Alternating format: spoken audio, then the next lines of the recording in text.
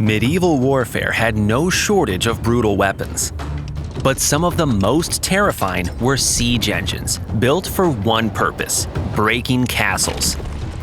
These tools of destruction, designed to batter walls, breach gates, and force even the strongest fortresses to surrender, ranged from simple tactics to devastating machines of war. We've spent hundreds of hours researching, modeling, and reconstructing them to show exactly how they looked and operated in the medieval world. My name is Ben, and this is Deconstructed. For centuries, castles dominated the landscape. They controlled territory, protected rulers, stored wealth, and projected authority. From the 11th century onward, castles spread across Europe, evolving from simple timber fortifications into massive stone strongholds. Thick curtain walls, fortified gatehouses, and flanking towers transformed them into some of the most formidable defensive structures of the medieval world. As these fortifications grew more advanced, capturing them demanded equally specialized methods. A siege is the process of surrounding and isolating a fortified position, either to force its surrender or to breach its defenses. Over time, sieges became central to medieval warfare, shaping the control of land and resources, but they came at a high cost, requiring immense time, money, and manpower. We specifically focused on how sieges were carried out in medieval Europe toward the end of the High Middle Ages and into the Late Middle Ages, roughly the 13th and 14th centuries. The castle shown here is a simplified representative model inspired by real European castles of the period, incorporating a water-filled moat and key defensive features typical of the era. Castles were often built on elevated terrain, hills, cliffs, or mountains, making them even harder to attack. For this demonstration, however, the surrounding terrain has been kept flat, allowing us to clearly show how these brutal siege devices were used during an assault. But a siege didn't typically begin with an attack. It actually began with something seemingly unmedieval. When an army first arrived, negotiations often came first, an opportunity to avoid the cost of a prolonged conflict. If no agreement was reached, the attackers would establish a camp and secure their position around the castle, cutting off supplies and reinforcements. This camp became their fortified base for the duration of the siege. A defensive perimeter of wooden palisades was typically erected around it. Inside, soldiers slept, stored supplies, and built siege engines. Setting up camp marked the true beginning of the siege, not with violence, but with pressure. In many cases, the attackers simply waited. Rather than risk a costly assault, they relied on time to do the work for them. Sieges could last for months, even years, as food ran out, water became scarce, and disease began to spread within the walls. Most siege engines were not brought ready-made. Instead, they were assembled on site. Essential materials, such as iron fittings, ropes, and tools, were transported with the army, while large quantities of timber were sourced locally. Armies had often marched for weeks to reach their target, setting up far from home in unfamiliar territory. There was little privacy, and after a long day of preparing for an assault, there wasn't exactly much to unwind, and definitely no way to catch up on your favorite shows from back home. Today, the setting may be different, but that kind of exposure hasn't gone away, especially when you're traveling or using public Wi-Fi. That's where NordVPN comes in. When you connect to the internet without protection, your data can be visible to others on the same network, whether that's hackers, trackers, or anyone trying to monitor your activity. NordVPN encrypts your internet connection, turning your data into unreadable information before it leaves your device. Even if someone tries to intercept it, they won't be able to see what you're doing. It's a simple step, but it can make a big difference when you're connecting through networks you don't control. Instead of trusting that a public connection is safe, NordVPN helps make sure your information stays protected from the start. It also hides your IP address, keeping your location and identity private. And if you're traveling, it lets you access content as if you were back home, so you're not locked out of the services you normally use.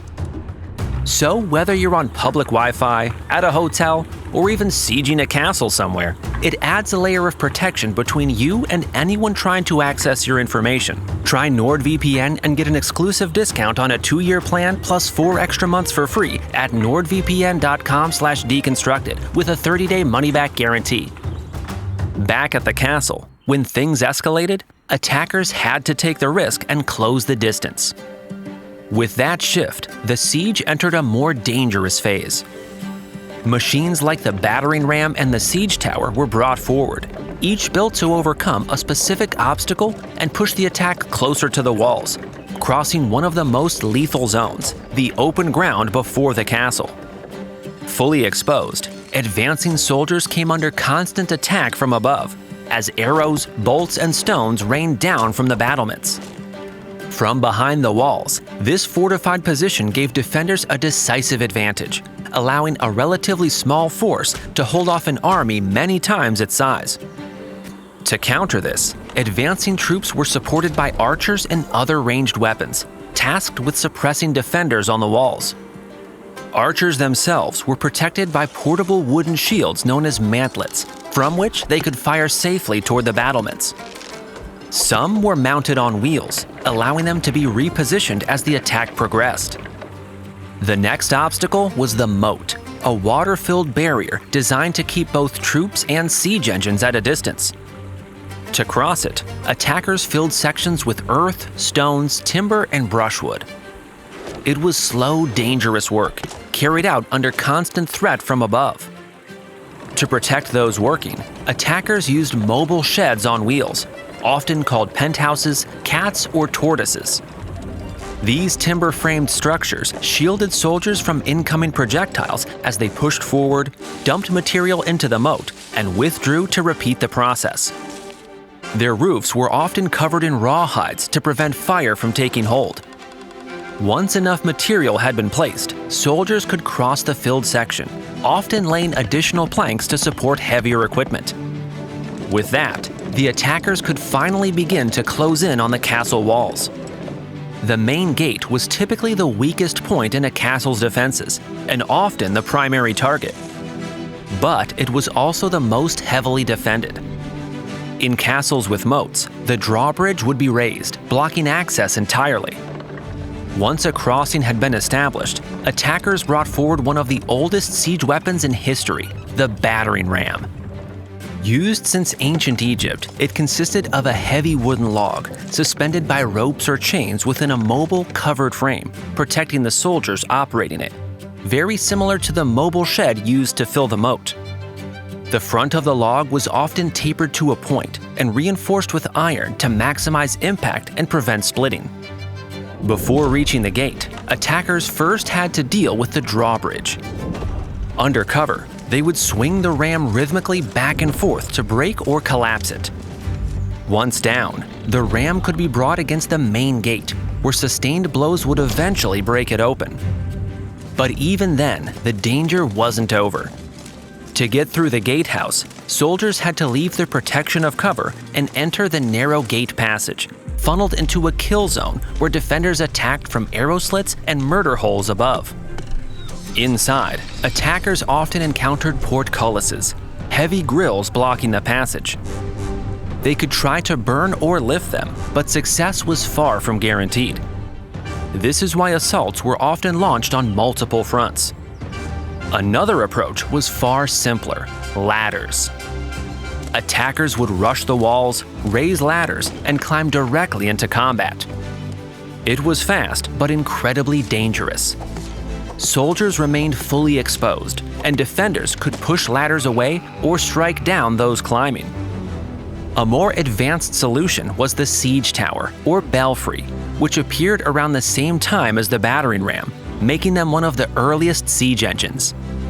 These large, mobile wooden structures allowed soldiers to reach the height of the battlements while remaining protected. Constructed on site, they were typically rectangular and built to match or slightly exceed the height of the castle walls. Mounted on 4 or more wheels, the tower could be rolled toward the castle across planks laid over the ground and the filled moat. It was usually pushed from behind, though in some cases, ropes or pulleys were used with teams of men or oxen pulling it forward. Inside, multiple levels connected by ladders allowed soldiers to climb to the top. At the upper level, a drawbridge, operated by a winch, could be lowered onto the battlements, creating a direct path onto the wall walk for soldiers to attack defenders. From here, attackers could surge onto the walls, while archers positioned at the top level of the tower suppressed defenders during the final approach. Like the movable sheds we saw earlier, the tower's exterior was covered with rawhides to reduce the risk of fire. By this point, attackers had developed ways to cross the moat, breach the gate, and scale the walls, each step bringing them closer. But the most powerful siege engines were designed to do something more ambitious: break the castle's defenses from a distance. And this coordinated assault inspired us to create a detailed poster illustrating the different siege methods and machines used to break through castle defenses. Grab yours through the link in the description. We're also giving one away. For a chance to win one, like this video, subscribe, and comment below. Which siege weapon surprised you the most? We'll announce the winner in the next video. And a quick shout out to our last giveaway winner. Congratulations! Catapults were used to launch projectiles from a distance, and both attackers and defenders made use of them during sieges. These machines were classified by how they stored and released energy, most commonly through torsion, tension, and later gravity, evolving over centuries and finally culminating in the most powerful of them all, the counterweight trebuchet. The earliest of these were torsion-powered engines, beginning with the Ballista. Originally developed by the ancient Greeks, the Ballista remained in use for nearly 2,000 years. It was designed to launch projectiles such as stones or large bolts over long distances with a high degree of accuracy. These machines varied significantly in size, from small portable versions operated by 2 men to large engines requiring crews of around 8, capable of launching stones weighing up to 30 kilograms over distances exceeding 400 meters. The Ballista was built around a central wooden beam with a groove that guided the projectile. At the rear, the projectile rested against a string connected to 2 wooden arms. Each arm was inserted into tightly twisted skeins of cord fixed to the frame. These cords acted as torsion springs, storing potential energy as the arms were drawn back. Mounted on the central beam was a sliding block fitted with a claw mechanism that gripped the string. To prepare for launch, a winch at the rear pulled the sliding block backward using a rope. As it moved, it drew the string with it, pulling the arms back and gradually increasing the stored energy in the system. As the block was drawn back, a ratchet and pawl mechanism prevented it from moving forward until release. Once fully drawn, the projectile was placed into the groove along the beam. The Ballista was then aimed by raising or lowering it using a hinged arm that engaged with notches on the supporting frame below. To launch, a trigger lever was pulled. The claw pivoted upward, releasing the string. The arms snapped forward, driving the string ahead and propelling the projectile toward the target. After each shot, the system was reset and prepared again.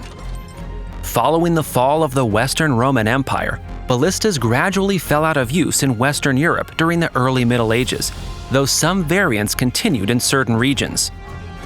One such variant, the Stronghold, was built for castle defense, compact in form, yet devastating against troops approaching the walls. To uncover what gave it its edge and how it differed from a ballista, we've created a dedicated deep dive video available exclusively to our YouTube and Patreon members. Ballistas were eventually replaced by the simpler and cheaper Onager. Also powered by torsion, it is the type of catapult most people recognize, though its operation differs from common assumptions. Developed by the Romans in the 3rd century BCE, it was used primarily to throw projectiles like stones over walls rather than directly at personnel. Depending on its size, it typically required a crew of up to 8 men to operate and could launch stones weighing up to around 45 kilograms over distances exceeding 300 meters. The Onager was built around a heavy wooden frame with a rigid vertical support at one end. At its core was a single arm inserted into a thick skein of twisted cord fixed to the frame, using the same torsion principle as the Ballista. At the end of the arm was either a bowl or a sling to hold the projectile. The sling was a later improvement that increased the effective length of the arm, giving the machine greater range. One end of the sling was fixed to the arm, while the other ended in a ring placed onto a metal pin at the tip of the arm. The angle of that pin determined when the ring slipped free during launch, releasing the projectile.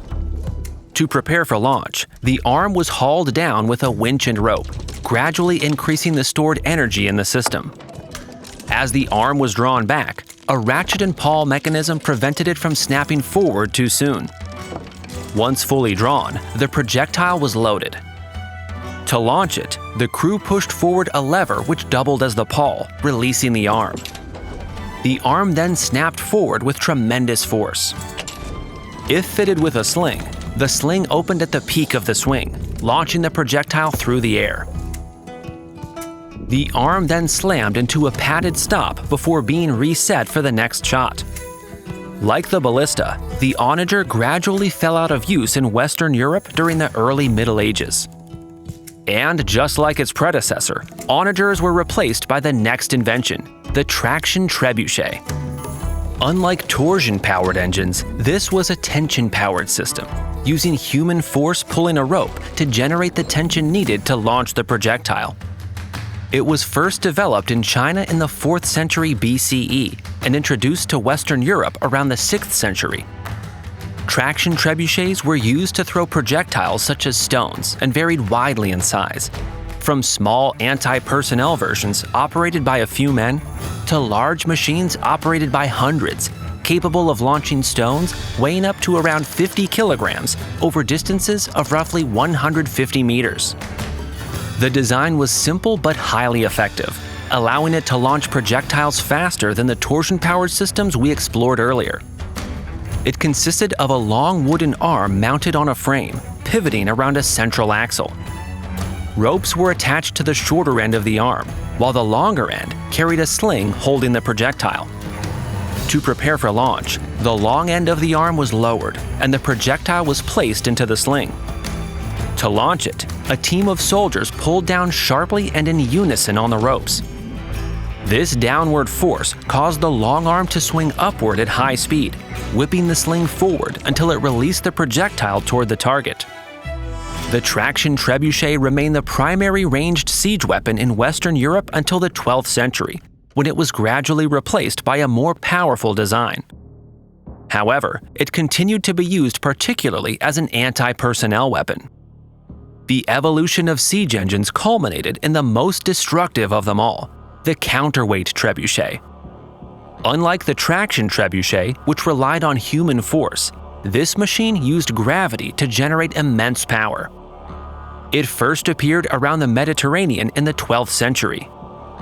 The trebuchet's projectile could vary widely: stones, burning materials, or even rotting carcasses used to spread disease, but was most commonly a large stone.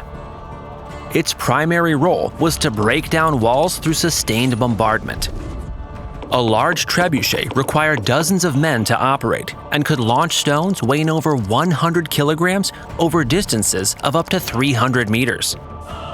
Like earlier designs, it consisted of a long wooden arm mounted on a heavy frame, pivoting around a central axle. At the shorter end of the arm was a large hinged wooden box, typically filled with stones, acting as a counterweight. The longer end carried a sling holding the projectile. At the base of the frame was a guide chute, which supported the projectile in the sling before each shot. To prepare for launch, the long end of the arm was pulled downward using a winch, raising the counterweight into the air.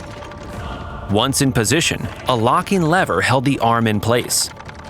The winch ropes were then detached and set aside. The projectile was placed into the sling, resting on the guide chute. To launch, a rope attached to the locking lever was pulled. This released the counterweight, which dropped under gravity. As it fell, it drove the short end of the arm downward, causing the long end to swing upward with tremendous speed. The sling accelerated forward, releasing the projectile toward the target.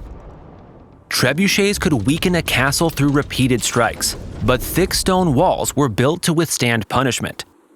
So attackers often turned to another way of bringing them down, not by breaking through the wall, but by digging beneath it.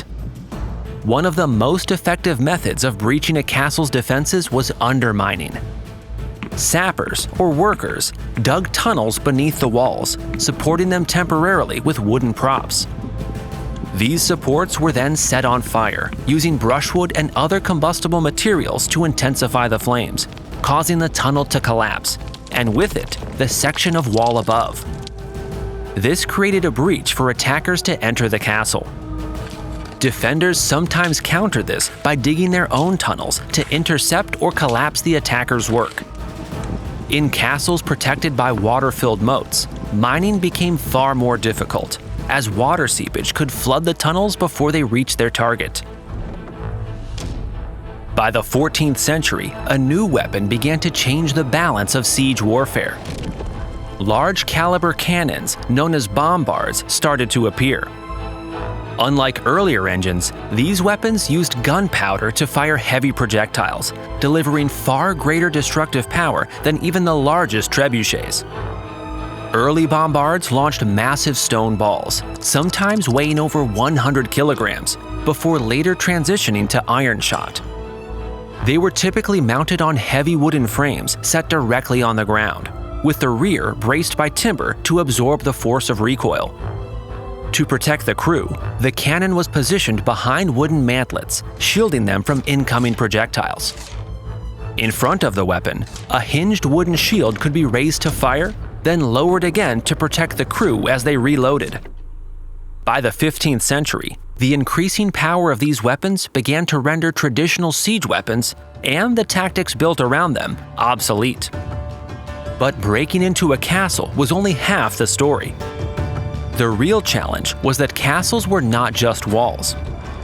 They were layered systems filled with controlled entry points, elevated firing positions, and built-in defense mechanisms designed to turn every step forward into a deadly mistake.